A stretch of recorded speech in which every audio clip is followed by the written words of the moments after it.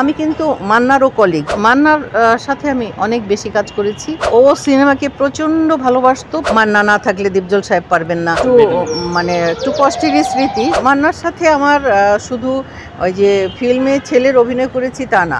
1984 সালে কিন্তু আমরা প্রথম নতুন মুখ এফডিসির নতুন মুখের সন্ধানে প্রথম যে আমরা হলাম প্রথম ব্যাচ। তো ওইটা আমি কিন্তু মান্নারও কলিগ ওই ব্যাচের। আমি, মান্না, খালেদা আক্তার, কল্পনা, তারপরে হলো সুব্রত, আমি সিরাজি, এই কয়জনের নামই যারা এখনও কাজ করছি। বা মান্না তো প্রয়াত বলতে হয়, আল্লাহকে নিয়ে গেছে, ব্যস্ত নসিব করুক। ভালো ছিল। আর আমার সাথে তো ওর দীর্ঘ জার্নিও ছিল। আমরা যখন নতুন মুখে আসার পরে তো আমরা একসাথে এই যে গ্রুমিং, তারপরে আমাদের এই যে সব কিছু আমাদের ইন্টারভিউ নেওয়া, আমাদের টাইম মতো আসা, আমরা কখন কি করব না করব সব তো তখন একসাথেই ছিল। মান্নার সাথে আমি অনেক বেশি কাজ করেছি। ও সিনেমাকে প্রচণ্ড ভালোবাসতো এবং যখন একটু অশ্লীলতার যুগ আসলো সবার আগে সেই কিন্তু সোচ্চার ছিল এবং তার প্রতিটি ছবি পরিষ্কার পরিচ্ছন্ন এবং সামাজিক বার্তা নিয়ে। তার প্রতিটি ছবি কোনো রকমের অশ্লীলতা ছিল না এবং সে খুব যোদ্ধা ছিল এই ব্যাপারে যে এই অশ্লীল ছবি কেন হবে, কেন অশ্লীল ছবি ছাড়া আমাদের ছবি কি চলেনি? আমাদের ছবি সুবর্ণ জয়ন্তী, রজত জয়ন্তী, হীরক জয়ন্তী পার করেছে অনেক আমাদের ছবি। সেই সোনালী যুগে যদি আমরা ফিরে যাই, তোমরা হয়তো তখন তোমাদের জন্ম হয়নি, তখন তোমার হয়তো বা বাবা মাকে জিজ্ঞেস করলে জানতে পারবে সেই যুগের ছবি। তখন তো হল ভর্তি মানুষ ছিল, হল ভর্তি, গরম থাকলেও হাউসফুল ছিল।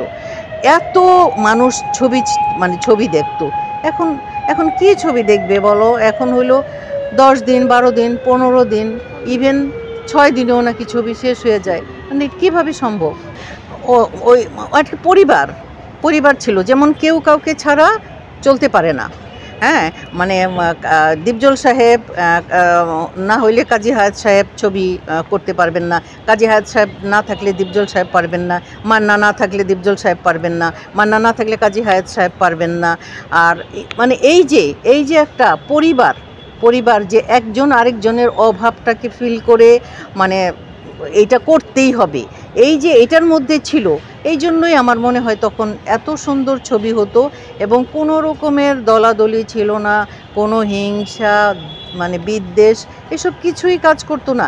প্রত্যেকের প্রয়োজন, গল্পটাও সেইভাবেই লেখা হতো যে তাকেই ডিমান্ড করতেছে। একটু কষ্টেরই স্মৃতি, সেটা হলো যে আমিও ওই একই ছবিতে, বিদ্রোহী সালাউদ্দিন ছবিটির নাম ছিল, ওই ছবিতে আমি ওর মায়ের ক্যারেক্টারে ছিলাম। তো ওখানে আমি যেদিন গেলাম সেদিন হলো কি, আমি ভীষণ অসুস্থ হয়ে পড়লাম। আমার প্রেশার অনেক বেশি বেড়ে গিয়েছিল, ভীষণ রকমের। আমি যাওয়ার পরই কথা ছিল আমার শর্ট দিয়ে শুটিং শুরু করবে। তো আমি যেহেতু মাথাটাকে ঠিকঠাক মতো উঠাতে পারছিলাম না, আমি শুয়েছিলাম। আর ওই ছবির পরিচালক ছিলেন এফআই মানিক সাহেব। তো ও বারবার অ্যাসিস্ট্যান্ট এসে আমাকে নক করছে বারবার, কিন্তু আসলে আমি কিছু করতে পারছিলাম না। তো শেষে এক সময় ওদের মান্নার কানে গেল খবরটা, মান্না এসে দেখার পরে বলল যে এত অসুস্থ মানুষকে বারবার তো ডিস্টার্ব করা ঠিক না, আমরা অন্য কাজ করি। এই যে তার ফিলিংস।